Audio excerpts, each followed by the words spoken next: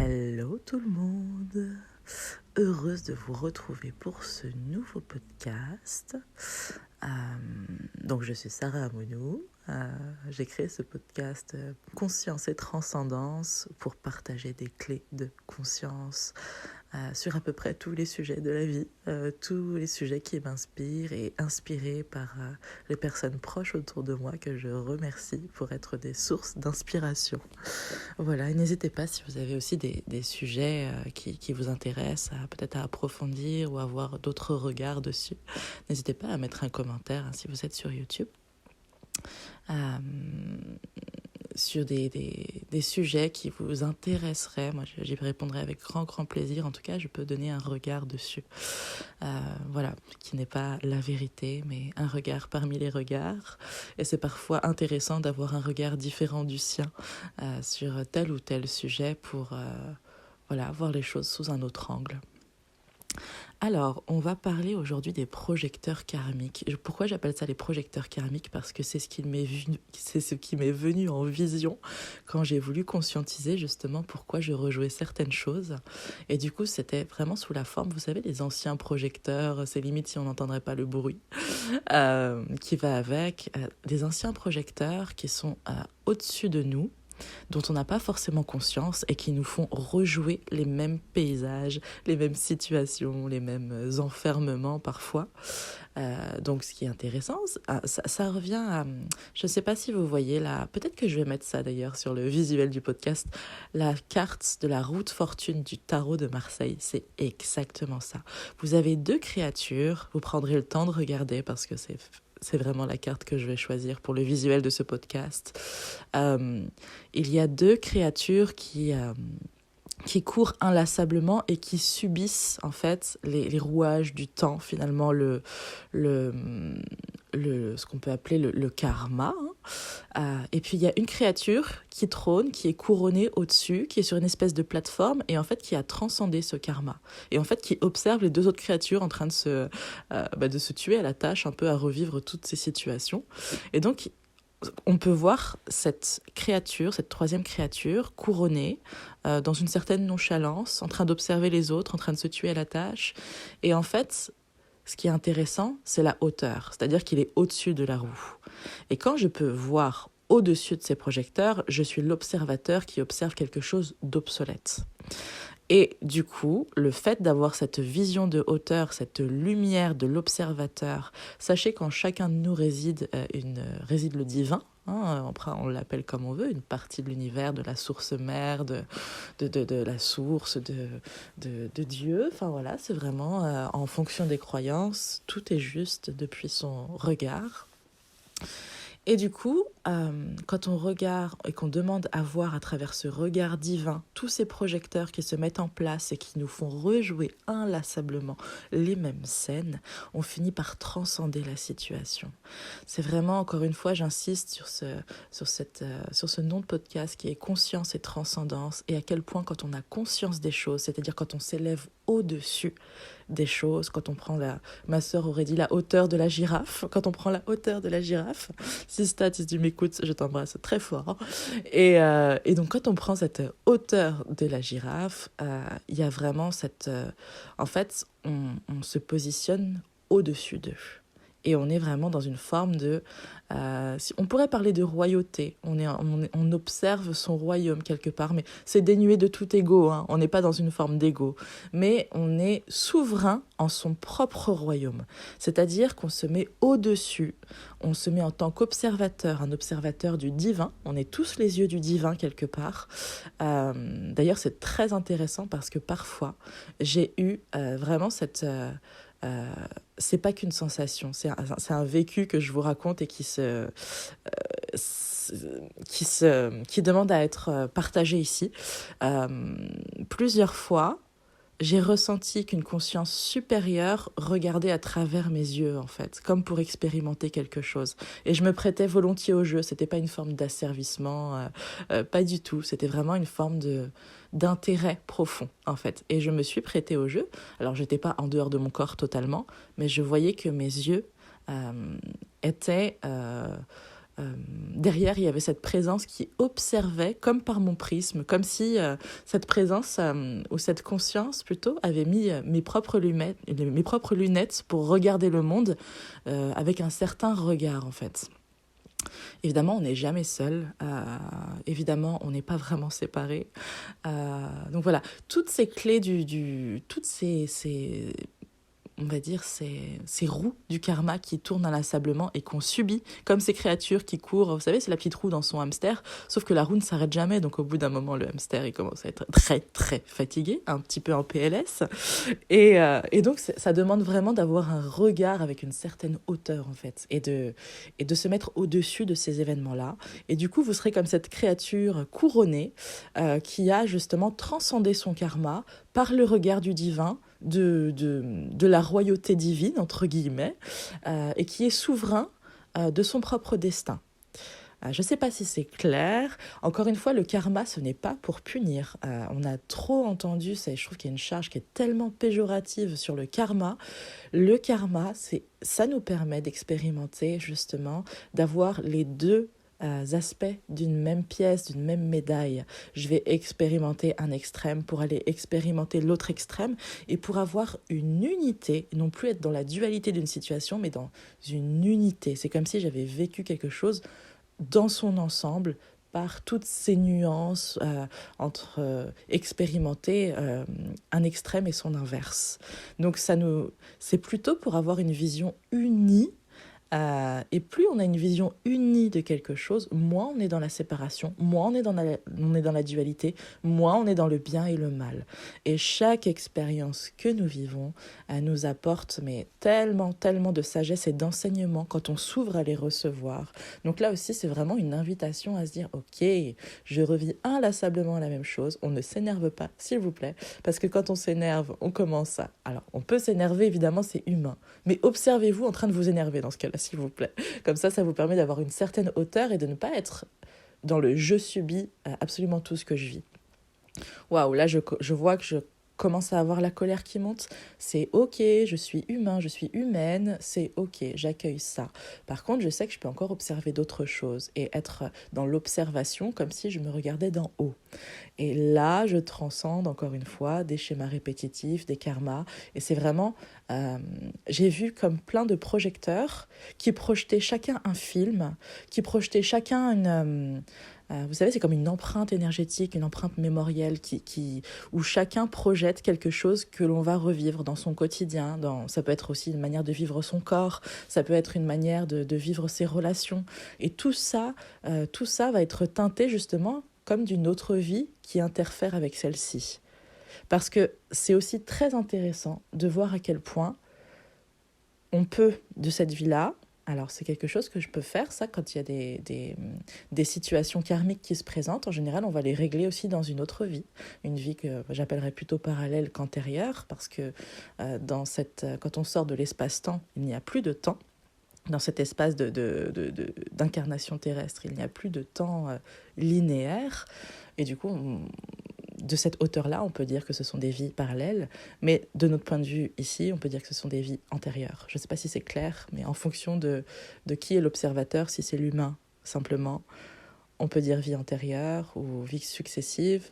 Et puis si c'est vraiment l'âme, finalement, qui est en dehors du temps, on rappelle que pour une âme, une incarnation, une vie en tant qu'humain, on peut dire que ça représente une journée. Vous voyez, l'âme est intemporelle, finalement. Il y a vraiment cette notion elle est en dehors de tout temps. Et on peut avoir cet accès-là, on peut avoir cet accès en dehors du temps, avec cette hauteur de la girafe qui nous permet de transcender les situations. Et ça ne veut pas dire que, ok, je vois ça une fois, ça va partir. C'est en fait plus je vais être dans cette hauteur, moins je vais m'identifier à tout ce que je vis parce que je suis dans cette hauteur de l'observateur avec un regard divin. Vous pouvez même mettre de la lumière sur ces projecteurs-là, vraiment en conscientisant. Et plus je vais transcender la situation. Ça ne se fait pas forcément en une seule fois. Parce que c'est cette hauteur qui va nous apporter une certaine maîtrise. Voilà, c'est cette maîtrise qu'a cette petite créature qui est sur la plateforme du haut de la roue de fortune du tarot de Marseille. C'est vraiment la maîtrise. Voilà, j'ai transcendé tout ça, je peux me reposer maintenant. Je peux me reposer et vivre quelque chose de plus serein. Et il y a cette notion de... voilà, pourquoi je parlais des vies parallèles tout à l'heure. C'est vrai que j'ai tendance à sauter du coq à l'âne, mais comme il y a beaucoup de choses qui viennent en même temps, j'ai peur d'en oublier. Et du coup, alors, dans ces vies parallèles, c'est intéressant de voir comme on est souvent relié à une ou deux ou trois incarnations. Bon, évidemment, on est relié à toutes, mais dans les grandes lignes de ce qu'on vient vivre au niveau du karma, on est vraiment relié à quelques incarnations plus fortement, qui ont plus d'impact dans cette vie-là. Donc parfois, c'est intéressant d'avoir cette vision de l'âme et de conscience, de dire, tiens, si je lève ma conscience de cette vie-là et de ce corps-là et que je vais dans cette conscience, dans cette part de moi où la conscience est aussi dans une autre vie, je peux en fait, à partir d'une autre vie, régler des situations qui ont un impact dans cette vie-là. Je vais vous donner un exemple d'une personne qui est venue. Évidemment, je ne cite jamais de nom, hein, et puis c'est rare que je raconte ce qui se passe en séance aussi. Mais je pense que là, ça demande à être partagé quelque part. Donc j'ai une femme qui est venue me voir pour tout un tas de raisons. Mais ce qui est revenu beaucoup, c'était des douleurs au ventre qui la maintenaient alitée pendant des heures et des heures, mais horrible, quoi. Vraiment... Et en fait, alors moi je ne demande pas à voyager dans les vies antérieures ou quoi, ce qui se présente est la juste solution, entre guillemets. C'est-à-dire que, admettons que là c'était par rapport à une vie parallèle, antérieure, et du coup c'est cette porte-là qui s'ouvre. Parfois, c'est sur du transgénérationnel. On va travailler sur le transgénérationnel, qui est indirectement lié au karma, voire très directement lié au karma. Mais en fait, tout ce qui doit se passer pendant une séance se passe. C'est-à-dire que c'est pas sur un plan intellectuel, c'est un plan d'âme à âme. Donc, ce qui doit se produire se produit. C'est pas un ego qui fait ça, un intellect. Non, c'est la rencontre de deux êtres qui fait que, justement, il y a des choses qui peuvent se produire, il y a des choses qui s'ouvrent. Et donc là, en fait, dans cette vie parallèle-là, cette femme, elle était sur le point d'accoucher, mais un peu entre la vie et la mort, en fait, avec des douleurs atroces. Et on est venu pacifier cette vie-là. Alors, avec comment ? Alors moi, je demande toujours à ce que je fais en sorte de voir à travers les yeux du divin. Vous savez, tout à l'heure, je vous racontais cette anecdote d'une conscience supérieure qui vient regarder à travers mes yeux. Là, c'est exactement pareil, sauf que c'est moi qui l'active. On a tous du divin en nous. On n'est pas en mode oui, je suis un dieu ou quoi, par l'ego, mais c'est vraiment parce que justement on est dénué d'ego à ce moment-là que cette présence nous traverse. Donc c'est plutôt tout l'inverse. Et quand on a ce regard du divin en s'observant avec toute cette compassion, et en fait c'est comme si il y a une forme d'unification. C'est comme si on résolvait finalement la situation par les yeux du divin, par le regard du divin. Donc on apporte une solution, peu importe comment la scène se termine. Tout est parfait quand on parle de cet ordre divin, évidemment, il n'y a pas à tergiverser sur un plan intellectuel. Je ne saurais pas expliquer. Ce que je ressens, c'est que c'est comme si l'expérience était arrivée à son terme dans une manière, dans une issue favorable. Après, c'est vraiment d'un point de vue énergétique, donc c'est difficile, mais c'est comme si tout prenait son sens. Voilà, la situation arrivait à un état à une fin favorable. Et du coup, cette action dans cette vie-là a eu un impact parce que j'étais dans un magasin, en train de faire quelques courses. Et en fait, elle me voit et elle vient vers moi en me disant qu'elle n'a plus du tout mal au ventre. Donc, il y a cette notion c'est très courant qu'on porte justement ce karma d'une autre vie, ou ça peut être des problématiques de santé, ça peut être énormément de choses de cet ordre-là. Et c'est vraiment intéressant d'avoir ce regard justement de cette créature couronnée de la roue de fortune qui transcende par l'observation. Par la non-identification, c'est très important. Ne pas s'identifier à ce qu'on vit, on observe ce qu'on vit. Et à partir du moment où j'observe ce que je vis, c'est que ce n'est fondamentalement pas moi. Ou qu'il y a un regard Ça peut être une partie obsolète de moi que je continue à faire vivre, mais qu'il y a forcément un regard qui vient transcender ça. Il y a un regard supérieur en termes de conscience. Quand je parle de supériorité, je ne parle jamais de valeur, je parle toujours de conscience. Et voilà, tous les êtres humains se valent. Il n'y a pas un être humain qui vaut plus qu'un autre, parce que parfois on peut se dire oui, mais en termes de conscience, je suis plus évoluée. Bah alors là, pas du tout, quoi. On se trompe, mais à 10 000%. Donc plus on est évolué, plus on a d'humilité. Donc ça, c'est quelque chose, je ne sais pas pourquoi ça sort là, mais ça sort là. Voilà pour ce podcast autour du karma qui nous permet justement de vivre une expérience dans son ensemble, dans la globalité. Et plus je vis quelque chose dans une forme unifiée, au-delà du bien et du mal, ça nous permet en fait finalement d'expérimenter quelque chose sous sa forme qu'on pourrait appeler en tant qu'humain dans une vision duelle de bien, puis de mal, et de se dire que finalement, au-delà du bien et du mal, comme j'ai vécu les deux expériences, je transcende ça en dehors de toute dualité. Et on pourrait dire que vivre les deux pièces vivre les deux faces d'une même pièce, c'est transcender la dualité parce qu'on a quelque chose de un. Et quand on fait un, on est en dehors de toute séparation. Cette pièce, elle est unique. Elle a deux faces, mais c'est une seule pièce. Et du coup, plus on vit des expériences où on est dans cette unification des choses, où on est au-delà de la dualité, et plus notre monde intérieur est en paix, est harmonieux, est unifié. On n'a plus ces espèces de bavardages incessants ou quoi, ou des espèces de paradoxes en nous qui s'expriment. Vous savez, quand on est 5 dans la tête et qu'il y en a un chacun s'exprime et personne ne paye le loyer. Et du coup, il y a vraiment cette notion de, en fait, voilà, plus on va vivre ces expériences-là, plus il y a une unité qui s'installe intérieurement. Et ça, c'est vraiment, plus on est nombreux à vivre ça. Et vous savez que chaque conscience est reliée à une conscience collective. C'est-à-dire que plus individuellement je prends conscience et je m'élève au-dessus de cette dualité, plus je permets aux autres, évidemment c'est inconscient, mais plus je permets aux autres à travers cette conscience collective de prendre conscience de ça et de créer une forme d'unité. L'unité que je crée en moi, je la crée à travers mon regard puisque je vois le monde comme je suis. Je vois le monde par ce que je suis. Si je vois le monde dans une vision très duelle, c'est qu'intérieurement, mon monde est très duel. Mon monde extérieur n'est qu'un miroir de mon monde intérieur. Donc quand je suis dans une forme unifiée intérieurement et que je m'élève au-delà de...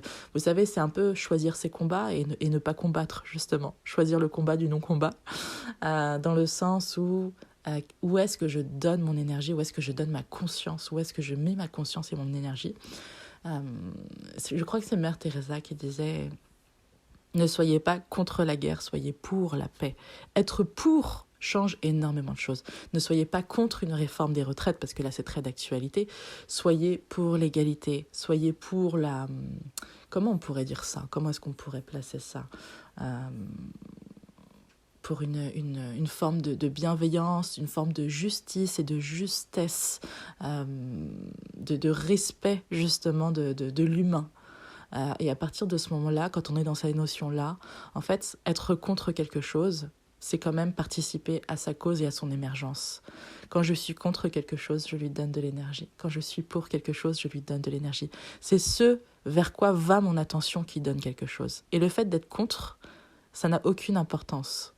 Ça va quand même vers cette cause du contre. Et du coup, ça la nourrit. Donc, je vous invite à être pour et non contre parce que ça évite aussi toute dualité intérieure et ça nous procure un sentiment de paix, en fait. Et on nourrit réellement ce qu'on veut nourrir et non pas quelque chose qui nous... une cause pour laquelle on va être contre. Je ne sais pas si c'est très clair ce que je dis, je l'espère en tout cas. Voilà, je vais juste résumer par le fait d'être pour quelque chose et d'envoyer son énergie pour quelque chose, plutôt que contre quelque chose qui va nourrir cette énergie quand même. Donc, choisissez bien les choses ou les causes pour lesquelles vous mettez votre attention. Et ça va être justement un reflet aussi de la manière de se sentir intérieurement, parce que quand je suis contre, je suis dans un état de dualité, je suis dans un état de séparation. Quand je suis pour, j'embrasse la totalité, je deviens la totalité, il y a quelque chose d'une forme d'unité. Et plus je suis dans l'unité intérieure, plus je participe à l'unité collective. Et c'est ça qui est absolument merveilleux. Voilà, parce qu'on est tous là, la même conscience qui vient expérimenter l'illusion de la séparation à travers l'incarnation. Et du coup, plus on prend conscience qu'on est interreliés, tous connectés, qu'on fait partie d'une même conscience, et plus nos causes sont nobles pour l'humanité, pour le monde, pour la Terre aussi qui est vivante et un être à part entière, et plus j'apporte ça dans mon monde intérieur, et plus j'apporte ça dans la conscience collective. Et c'est juste magnifique de voir à quel point on est chacun une goutte d'eau dans ce vaste océan qui a besoin de revenir à plus d'unité. D'ailleurs, c'est l'ère du Verseau là qui arrive.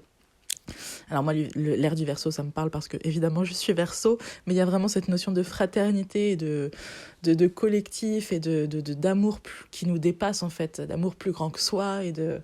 Enfin voilà, ça ne m'émeut pas du tout.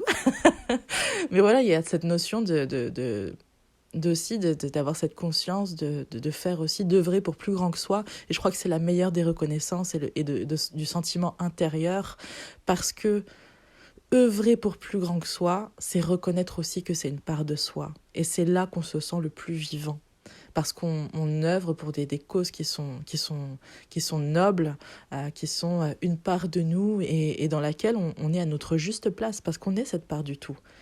Et se remettre dans cette juste place, dans ce juste positionnement, il n'y a rien de plus gratifiant, vraiment. Indépendamment de son ego. Évidemment, l'ego, il a tout à fait sa place. Il est là pour nous faire expérimenter cette illusion et nous faire évoluer par le biais d'obstacles, par le biais d'enseignement, très souvent par la souffrance, mais c'est la meilleure enseignante, la souffrance. C'est là qu'on remet tout en question, qu'on va puiser dans nos richesses intérieures, dans explorer des parts de nous qui sont absolument incroyables en termes de richesse, en termes de dons parfois, d'humanité et de cœur en fait. Voilà, c'était le partage du jour. Alors, merci d'avance pour vos soutiens, pour vos abonnements, pour vos commentaires et pour vos j'aime. Et puis, on se dit à très, très bientôt. Et soyez doux avec vous. Là, c'est vraiment la douceur qui me parle. Soyez vraiment dans cette douceur avec vous. Une douceur, vous savez, comme un cocon qui nous materne, qui vient nous envelopper. Voilà, il y a vraiment cette douceur qui se dépose. Et j'avais envie de partager ça avec vous. Soyez doux avec vous. Voilà, je vous embrasse très fort et puis je vous dis à très bientôt pour un nouveau podcast.